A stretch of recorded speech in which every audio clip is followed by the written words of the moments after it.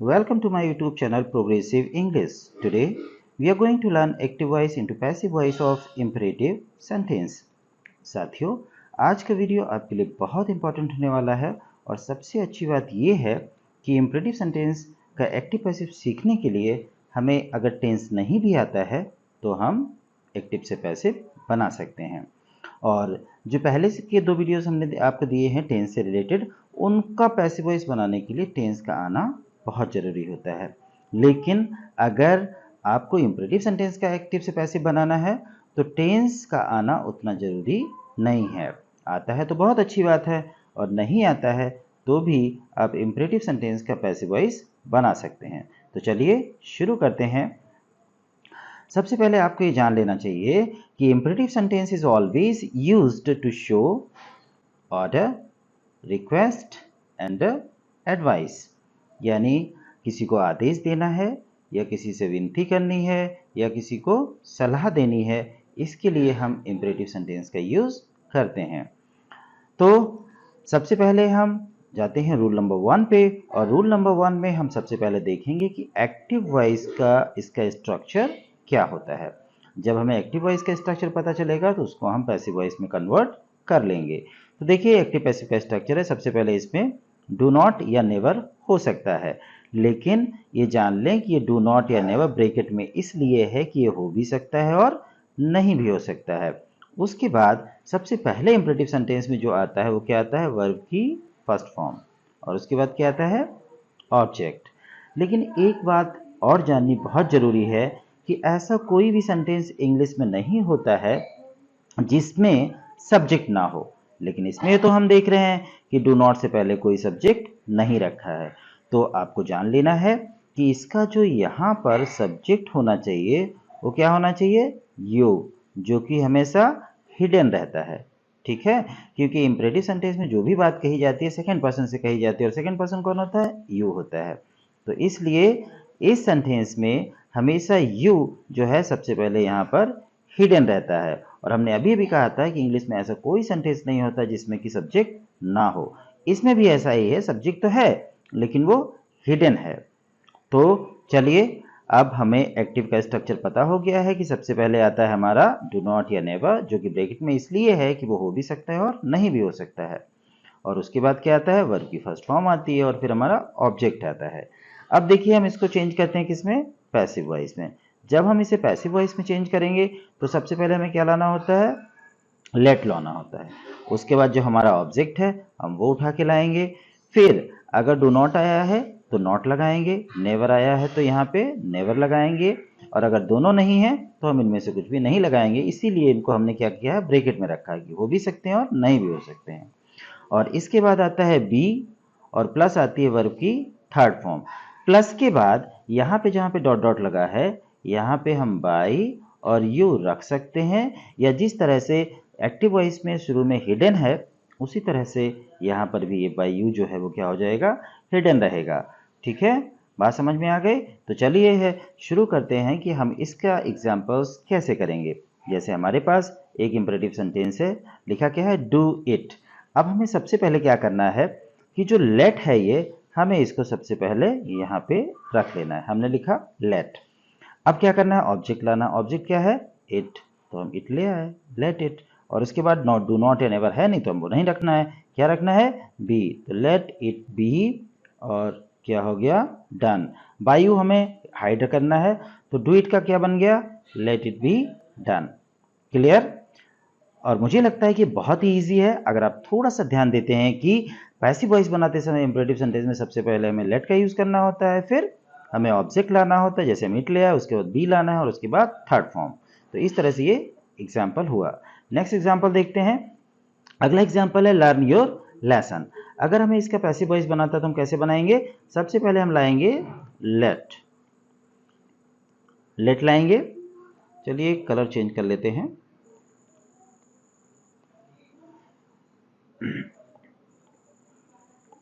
तो सबसे पहले हम क्या लाएंगे, लेट लाएंगे, लेट, और फिर क्या लाएंगे, your lesson, late your lesson. और इसमें डू नॉट या नेवर नहीं है तो हम लगाएंगे बी, और फिर लर्न की थर्ड फॉर्म यानी लर्नड।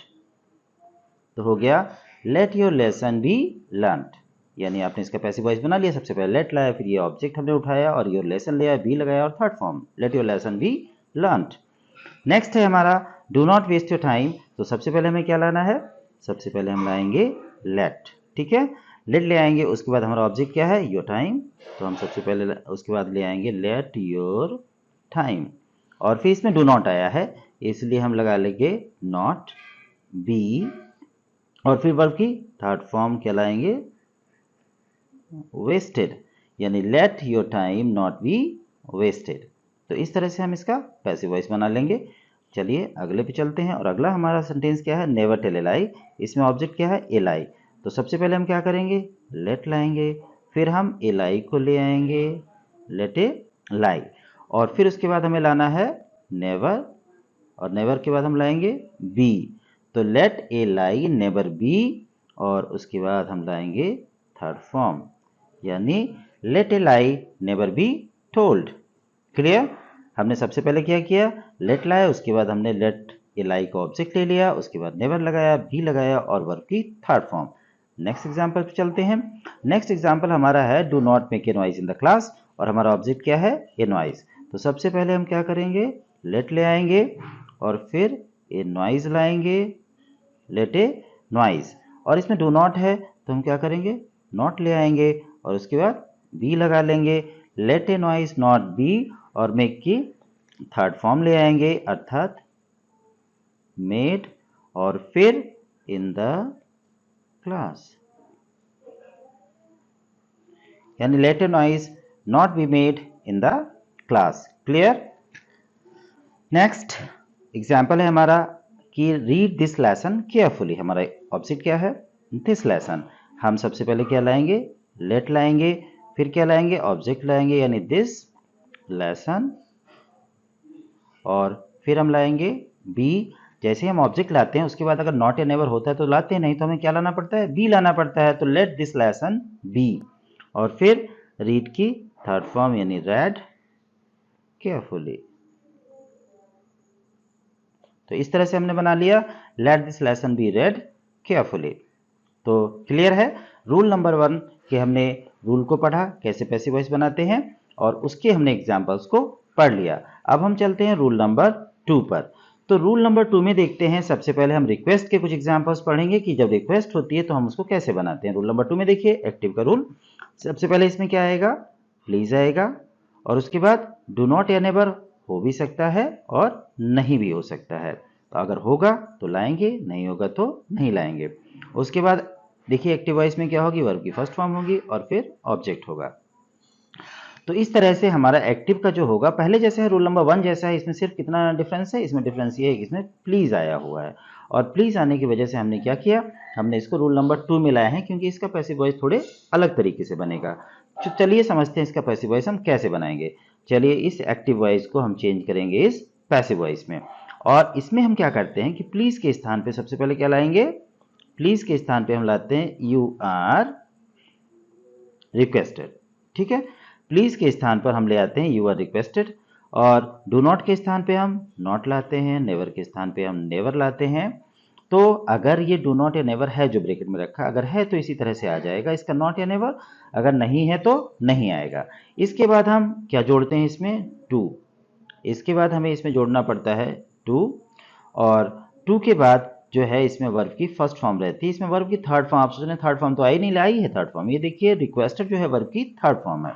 तो इस तरह से ये पैसिव वॉइस का बना। प्लीज के स्थान पे हम ले आए यू आर रिक्वेस्टेड, फिर डू नॉट का नॉट, नेवर का नेवर, वर्ब की फर्स्ट, यहाँ पे नेवर के तुरंत बाद हमें टू लगाना है और फिर वर्ब की फर्स्ट फॉर्म लानी है, और अगर ऑब्जेक्ट है तो हमें ऑब्जेक्ट भी लाना है।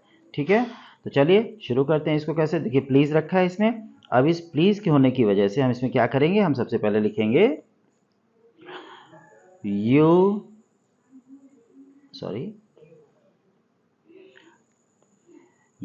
Are requested, you are requested. अब देखिए इसमें डू नॉट या नेवर नहीं है, तो हमें क्या करना होगा, ये जो टू है हम इसको तुरंत इसके बाद ले आएंगे, यानी you are requested to go inside, go inside. You are requested to go inside, यानी प्लीज गो इनसाइड का हमने क्या बना लिया, you are requested to go inside. हमने सिर्फ इतना किया है कि यू आर रिक्वेस्टेड जो है वो हमने प्लीज के स्थान पे यूज किया, और गो इनसाइड है, गो से पहले हमने टू का इस्तेमाल कर लिया। तो इस तरह से पैसिव वॉइस बन गया। अब प्लीज वाला अगला देखते हैं, इसमें क्या बनाएंगे हम, देखिए फिर से प्लीज के स्थान पे लाएंगे, क्या लाएंगे, यू आर रिक्वेस्टेड। अब इसमें नेवर आया है तो हम क्या करेंगे, नेवर को ले आएंगे, यू आर रिक्वेस्टेड नेवर, और फिर टू लगाएंगे, और आगे जो भी ये रखा है जंप इनटू द रिवर, ये सेम रख लेंगे, जंप इनटू द रिवर। तो इस तरह से हमारा बन गया, you are requested never to jump into the river. Okay, clear. Next example देखते हैं हम। अब नेक्स्ट एग्जांपल हमारा है, please do not wait for me. हम क्या करेंगे, हम सबसे पहले लाएंगे प्लीज के स्थान पर यू आर रिक्वेस्टेड, और इसमें डू नॉट आया है तो हम क्या करेंगे, नॉट ले आएंगे। ठीक है, ये डू नॉट है, इसकी जगह हम क्या ले आए, नॉट ले आए, और फिर हमें लगाना है टू, और उसके बाद वेट फॉर मी। ओके, तो हमने बना लिया सारा, हमें कुछ नहीं करना, इसमें बहुत थोड़ा सा काम है कि प्लीज के स्थान पर हमको यू आर रिक्वेस्टेड यूज कर लेना है। उसके बाद डू नॉट है तो नॉट लगा लो, नेवर है तो नेवर लगा लो, और फिर ये जो वर्ब की फर्स्ट फॉर्म रखी है इससे पहले हमें टू लगा लेना होता है। तो इस तरह से बन गया you are requested to go inside. Okay, तो इसी तरह से हमने तीनों एग्जांपल्स कर लिए हैं रिक्वेस्ट वाले। अब हम आगे बढ़ते हैं कि अगर ऑर्डर होता है तो हम कैसे बनाते हैं। अब देखिए ऑर्डर वाली कंडीशन आती है, जैसे सेंटेंस है हमारा गेट आउट, और आपको पता है इसको सुनकर बाहर जाओ, तो ऐसा लग रहा है कोई हमें आदेश दे रहा है। और आदेश कौन देता है, जितने बड़े हमारे होते हैं उनकी अगर सामान्य बात भी होती है तो हम उसे आदेश ही मानते हैं। तो ऐसी सिचुएशन में हम रूल नंबर 1 क्यों लागू नहीं कर रहे हैं, यानी हम रूल नंबर 1 से भी तो इसे बना सकते हैं, लेकिन यहाँ पे जो सेंटेंस है उसे रूल नंबर 1 से हम नहीं बना पाएंगे, क्योंकि रूल नंबर 1 में क्या होता है, ऑब्जेक्ट होता है, और यहाँ देखिए यहाँ पे हमारे पास ऑब्जेक्ट नहीं है। तो जब ऑब्जेक्ट नहीं है तो इस कंडीशन में हमें क्या करना पड़ेगा, हमें ये करना पड़ेगा कि हम ऑर्डर्ड वाली कंडीशन से बताएं, क्योंकि हमें इसमें ऑर्डर लग रहा है तो हमें कुछ नहीं करना है, हमें लिखना है यू आर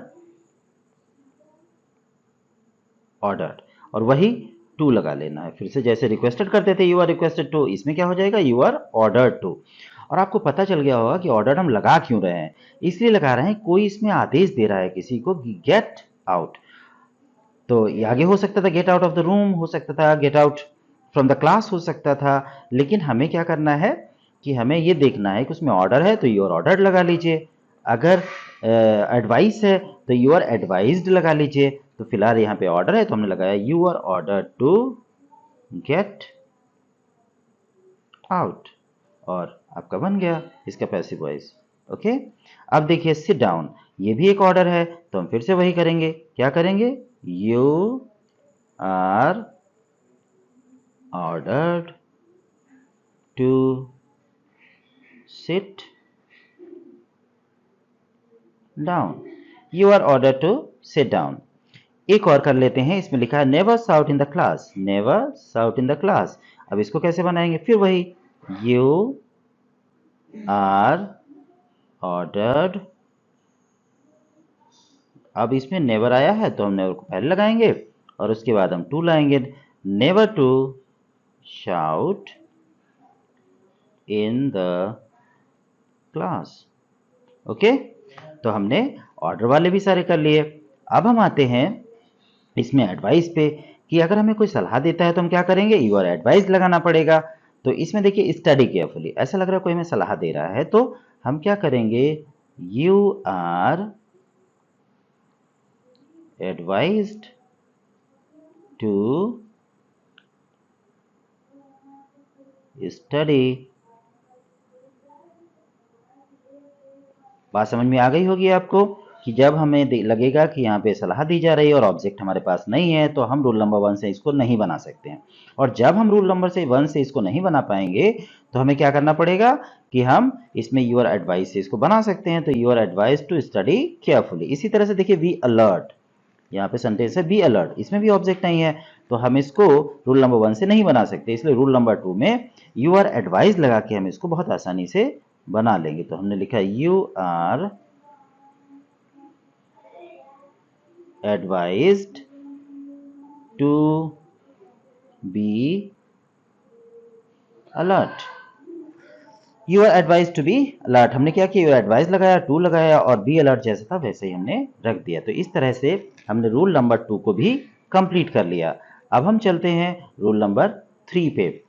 अब रूल नंबर 3 पे इंपरेटिव सेंटेंस में देखिए हमारा जो एक्टिव वॉइस है, हमारा जो एक्टिव वॉइस है उसमें क्या है, देखिए क्या है हमारा एक्टिव वॉइस। इसमें देखिए डू नॉट सबसे पहले आएगा या नेवर भी आ सकता है और उसके बाद क्या आएगा लेट। मतलब हमारा जो मेन सेंटेंस शुरू होगा वो कहाँ से शुरू होगा, लेट से शुरू होगा। इसके बाद इसमें सब्जेक्ट आएगा और सब्जेक्ट जो इसका होता है अगर यहाँ प्रोनाउन हो, जहाँ पे सब्जेक्ट रखा है अगर यहाँ पे प्रोनाउन हो तो वो प्रोनाउन हमेशा ऑब्जेक्टिव प्रोनाउन होगा। कौन सा ऑब्जेक्टिव प्रोनाउन होता है, जैसे ही का हिम ऑब्जेक्टिव होता है, शी का हर ऑब्जेक्टिव हो सकता है, आई का मी ऑब्जेक्टिव होता है, वी का अस ऑब्जेक्टिव होता है, दे का देम ऑब्जेक्टिव होता है। तो यहाँ पे अगर प्रोनाउन आता है, यहाँ पे जहाँ सब्जेक्ट रखा है वहाँ पे हमेशा ऑब्जेक्टिव प्रोनाउन होगा और क्या होगा, वर्ब की फर्स्ट फॉर्म होगी और फिर ये ऑब्जेक्ट होगा। तो हमें एक्टिव वॉइस का रूल पता चल गया कि सबसे पहले डू नॉट या नेवर आ सकता है, उसके बाद लेट आएगा फिर, और डू नॉट एंड नेवर नहीं भी हो सकता है। तो हमारा मेन रूल जो शुरू होता है वो लेट से शुरू होता है, फिर सब्जेक्ट आएगा, वर्ब की फर्स्ट फॉर्म आएगी, ऑब्जेक्ट आएगा। हमें इसको चेंज करना है, यानी हमें इसे चेंज करना है पैसिव वॉइस में। तो हम इसको पैसिव वॉइस में कैसे चेंज करेंगे, देखिए सबसे पहले हम क्या लाएंगे, लेट लाएंगे और इसमें जो भी हमारा ऑब्जेक्ट होगा अगर वो ऑब्जेक्टिव केस में है तो इसमें भी वही ऑब्जेक्टिव प्रोनाउन हिम आएगा, हर आएगा। यहाँ पे हिम का हम ही नहीं कर पाएंगे, सी का हर का सी नहीं कर पाएंगे, यानी जैसा ऑब्जेक्ट रखा हो वैसा ही ऑब्जेक्ट उठा के हमें यहाँ पे ले आना है लेट के तुरंत बाद। और एक बात और याद रखें कि लेट के तुरंत बाद जो होता है वो हमेशा ऑब्जेक्टिव प्रोनाउन ही आता है, ठीक है। तो लेट आएगा, ऑब्जेक्टिव प्रोनाउन आएगा यानी ऑब्जेक्ट आएगा, और प्लस डू नॉट है तो नॉट आएगा और नेवर है तो नेवर आएगा। तो ये भी ब्रैकेट में इसलिए है कि हो भी सकता है और नहीं भी हो सकता है। और इसके बाद हमें क्या लाना है, बी लाना है, प्लस क्या लाना है, वर्ब की थर्ड फॉर्म लानी है, बाई लाना है और फिर जो भी सब्जेक्ट रखा होगा जैसे वहाँ रखा होगा वैसे ही यहाँ पे बाद में आ जाएगा। चलिए तो एग्जाम्पल समझ लेते हैं कैसे होगा हमारा। देखिए एग्जाम्पल हमारे सामने एक रखा है कि let him do his work. अब इसमें देखिए सब्जेक्ट है हिम और ऑब्जेक्ट है हिज वर्क। अब इसको बनाते कैसे हैं ये देख लेते हैं। तो यहाँ पे लेट से सेंटेंस शुरू भी होता है और लेट से ही एक्टिव शुरू होता है और इसका लेट से ही पैसिव शुरू होता है और इसमें सब्जेक्ट ऑब्जेक्ट दोनों होते हैं। तो कैसे बनाते हैं देखिए, सबसे पहले हम लेट लाए और फिर लाएंगे हिज वर्क, यानी लेट हिज वर्क। और इसमें नॉट या नेवर नहीं है तो हम क्या लगा लेंगे, बी, और फिर हमें बी के बाद क्या लाना है, इसकी थर्ड फॉर्म डू की, क्या होगा, डन, यानी late his work be done. और फिर लगाएंगे हम बाई और किसके द्वारा, सब्जेक्ट है हिम तो यहाँ पे आ जाएगा हिम, ठीक है। तो इसमें जो सब्जेक्ट ऑब्जेक्ट है वह जैसा होगा वैसा ही चला जाएगा, इसमें कोई चेंजिंग नहीं होगी। जैसे उधर से हिम इधर आया तो भी क्या रहा, हिम रहा, इसका ही नहीं हो सकता। तो आपने समझ लिया कि let him do his work को हमने क्या बनाया, late his work be done by him. Clear. चलिए और एग्जांपल्स देख लेते हैं। तो देखिए अगला एग्जांपल हमारा है कि do not let her waste her time. तो हमारा देखिए इसमें जो सब्जेक्ट है वो हर है और ऑब्जेक्ट क्या है, हर टाइम है। तो हम इसका पैसिव वॉइस बनाएंगे। तो सबसे पहले हमें क्या लाना है, सबसे पहले हमें लाना है लेट और फिर लाना है ऑब्जेक्ट यानी हर टाइम। लेट है टाइम, इसमें डू नॉट है तो हमें नॉट लगा लेना है और नॉट के बाद बी लगा लेना है। उसके बाद थर्ड फॉर्म लगानी है, बी के तुरंत बाद थर्ड फॉर्म आनी है यानी wasted. Let her time not be wasted और फिर सब्जेक्ट लाना है यानी बाय हर। तो आपको समझ में आ गया होगा हमने कैसे बनाया। हमने सबसे पहले लेट रखना है इसमें, उसके बाद जो ऑब्जेक्ट हर टाइम है वो ले आए, उसके बाद डू नॉट का नॉट आया और बी आया, वर्ब की थर्ड फॉर्म वेस्टेड आई और फिर वाई हर हमने लगा लिया। इस तरह से हमारा पैसिव वॉइस बन गया। चलिए एक और एग्जाम्पल देखते हैं। और अगला एग्जाम्पल हमारा है जिसमें देखिए इसमें थोड़ा सा गलत लिख गया है, इसको सही कर देते हैं।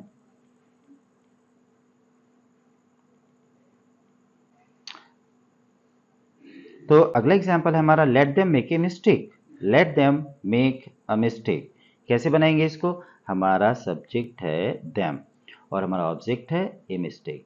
तो हमें क्या करना है? सबसे पहले तो हमें लाना है लेट, ठीक है। उसके बाद क्या करेंगे? हम ऑब्जेक्ट लाएंगे a mistake, okay. Let a mistake, और फिर आपको पता है इसमें डू नॉट या नेवर नहीं है, तो हम सीधे बी ले आएंगे। और फिर मेक की थर्ड फॉर्म होती है मेड, ले आएंगे। तो let a mistake be made और बाय लगाएंगे और सब्जेक्ट ले आएंगे देम। तो let a mistake be made by them. एक और एग्जाम्पल कर लेते हैं, और अगला एग्जाम्पल है, देखिए लेट मी प्ले चेस।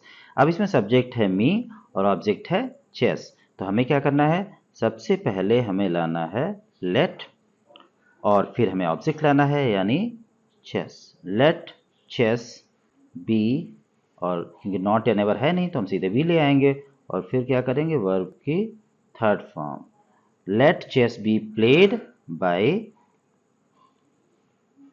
मी, ओके। तो इस तरह से हमने इस रूल को भी कर लिया। अब हम तीनों रूल्स पढ़ चुके हैं, यानी रूल नंबर 1, रूल नंबर 2 और रूल नंबर 3 को हमने पढ़ लिया है।